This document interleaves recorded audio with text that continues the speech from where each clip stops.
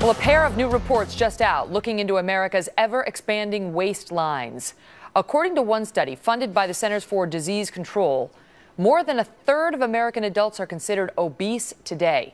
And that number is expected to go up to 42% by 2030. But a massive new report out today from the powerful Institute of Medicine panel says you cannot blame it all on a lack of individual willpower. In fact, quite the contrary. They argue our healthy options are way too limited. So the government potentially needs to step in and help in the form of new taxes and regulations, and even potentially by offering incentives to build more sidewalks so we can walk more. Is more government really the answer here? Joining me now, Leslie Marshall, a syndicated radio talk show host and a Fox News contributor. Lars Larson, a syndicated radio host with Compass Media Networks as well. You know, I have to start by saying, Leslie, I would love to mock this report just in good fun, because it's not your fault. It's the government's fault for not building more sidewalks. But they talk about the unavailability of healthy food in so many places, and just anecdotally, haven't we all seen that? I mean, you go into, one of those stores, you're just going to grab a sandwich. That's all there is. Where are the fruits? Where are the vegetables? You have to work very hard in this country to find healthy options sometimes. Oh, no question. I have said, and I know I'm going to get people angry, but sorry. When I travel to Europe, I can always spot an American. They're fat, they're dressed poorly, and they're drinking Coca-Cola. Sorry, but this is definitely part of our environment. We drink soda. That is a lot of sugar. Why is it in America our Big Mac is 3 times the calories than in Copenhagen, Denmark? It's not just portion size. And by the way, it's not just high fructose corn syrup. It really is about our lack of choices.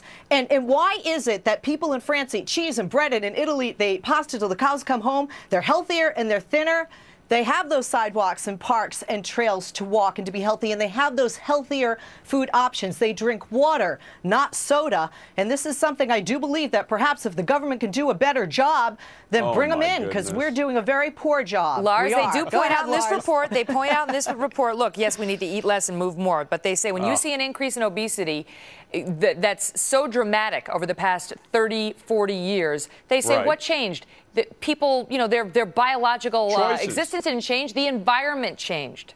Well, Megan, you can tell I came here to Washington, D.C. because I was hoping that Michelle Obama and the nanny staters could tell me how to lose weight. And I didn't realize that just writing more checks to government for taxes was going to help me lose weight. But I'm going to take issue with your premise. Your premise is that people walk into stores and don't find the things they want. I have news for you. In a market system, people sell what the customer buys. That's what stores are doing. They're buying the wrong things.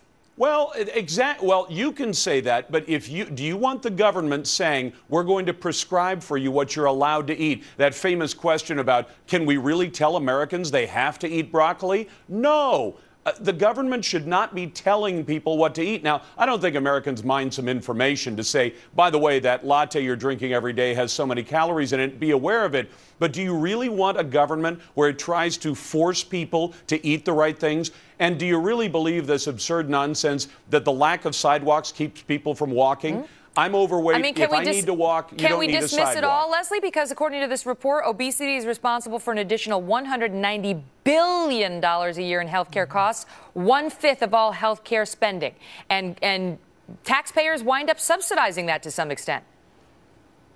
Megan, I'm so glad you brought that up, because I know Lars will truly listen to us now, the females here speaking, okay? Lars, we're talking money. We're talking cuts. We're talking saving money with health care. Maybe there wouldn't have been the need for the Affordable Care Act, which you love to call Obamacare, Megan, if we could combat. He calls it that now, too. If we could combat obesity. The president also refers to it as that. But he does. And I have an answer for you. By the way, it is market-based. Leslie won't like it. But here's the answer. If you want to get people to lose weight, scrap Obamacare, let people buy from the private industry, and let the health insurance industry sell the way the car insurance industry does. If I go out and buy a red Corvette, they're going to charge me more. If I buy a sensible sedan, they charge me less. If my employer came to me tomorrow and said, listen... I see your point. I see your point. But let me shift you on to another point. One of the things they raise in this study is the children and how obese obese our children are getting. Now, don't you care? Now, a lot of our viewers, well-educated, think about nutrition, try to provide healthy options for their kids. Unfortunately, that is not true of millions of American parents who are funneling their kids high-fat, saturated fat, cholesterol-ridden choices day and night.